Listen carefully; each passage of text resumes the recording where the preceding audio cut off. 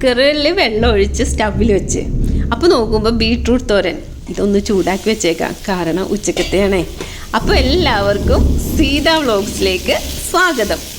അപ്പോൾ ഞാൻ ഇതൊക്കെ ചെയ്തുകൊണ്ടിരിക്കുമ്പോഴേക്കും എൻ്റെ മോൻ വന്നപ്പോൾ കറിക്ക് മീൻ കൊണ്ടുവന്നിട്ടുണ്ടായിരുന്നു. അപ്പോൾ ഞാൻ ചോദിച്ചു, മോൻ വാങ്ങിയതാണോ?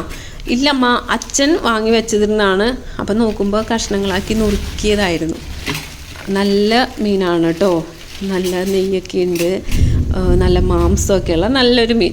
അപ്പോൾ എനിക്ക് തോന്നി കറി വെച്ച നല്ല രുചിയുണ്ട്, നല്ല ഫ്രഷ് ആയിട്ടുള്ള മീനുമായിരുന്നു. അങ്ങനെ ഞാൻ മീൻ കഷ്ണങ്ങളെല്ലാം നല്ല രീതിയിൽ വൃത്തിയാക്കി ഒന്ന് കഴുകി, ഒന്നല്ല 2-3 പ്രാവശ്യം കഴുകി വൃത്തിയാക്കി എടുത്തു. അപ്പോഴേക്കും അരി കഴുകി, ഞാൻ അരി എടുത്ത് വെച്ചിട്ടുണ്ടായിരുന്നേ കുക്കറിലിടാൻ. അത് കഴുകി, അത് ജയരിയാണ് ഞങ്ങൾ ഉപയോഗിക്കുന്നത്. അത് നല്ല പോലെ 3-4 പ്രാവശ്യം കഴുകും കേട്ടോ. അതായത് നല്ല പാകത്തിന് വേവിച്ചെടുത്ത നല്ല സ്വാദുള്ളതാണ് ഈ അരി, അതാണ് ഇത് ഉപയോഗിക്കുന്നത്. അങ്ങനെ ഞാൻ അരി കഴുകി കുക്കറിലിട്ടു. അങ്ങനെ കുക്കറൊക്കെ അടച്ചു വെച്ചു. ഇനി ഇതിന് വിസിൽ വരുമ്പോഴേക്കും അതിലൊക്കെ നോക്കിയാൽ മതി. പിന്നീട് മീൻ കറി പ്രിപ്പറേഷനാണ്. അപ്പോൾ അതിലേക്കായി തക്കാളി, പച്ചമുളക്, ഇഞ്ചി, വെളുത്തുള്ളി, കറിവേപ്പില, പിന്നീട് മല്ലിപ്പൊടി, മുളക് പൊടി, മഞ്ഞൾപ്പൊടി ഇതെല്ലാം എടുത്തു വെച്ചു. തക്കാളിയും മുളകും പച്ചമുളകും ഇഞ്ചിയൊക്കെ ഞാൻ മിക്സിയിലിട്ട് കുറച്ച് വെള്ളമൊഴിച്ച് അരച്ചെടുത്തു. പിന്നെ ആ പൊടികളൊക്കെ ഞാൻ വെള്ളമൊഴിച്ച് ഒന്ന് അരപ്പാക്കിയും വെച്ചു. അതൊക്കെ ചെയ്തുകൊണ്ടിരിക്കുമ്പോൾ ഞാൻ ചട്ടി സ്റ്റൗവിൽ വെച്ചിട്ടുണ്ടായിരുന്നേ.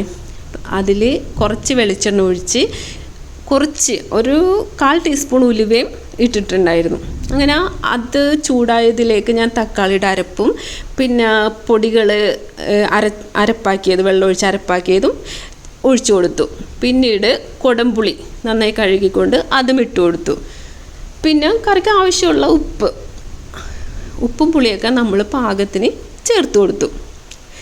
പിന്നെ കുറച്ച് കറിവേപ്പില ഇട്ടു. അതിട്ട് നന്നായി ഒന്ന് ഇളക്കിക്കൊണ്ട്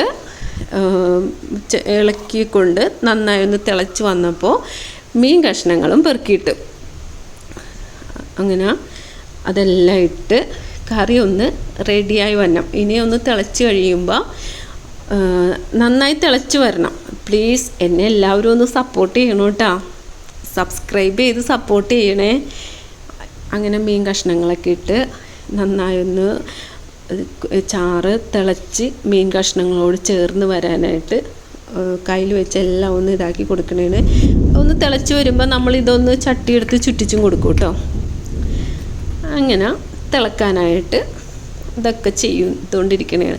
അപ്പോഴേക്കും ഞാൻ 3-4 കഷ്ണം ഉള്ളി എടുത്തു, തൊലി കളഞ്ഞ് കഴുകിക്കൊണ്ട് ചതച്ചെടുത്ത് ആ ഉള്ളിയെല്ലാം ചതച്ച് മീൻ കറിയിലേക്ക് ചേർത്ത് കൊടുത്ത്.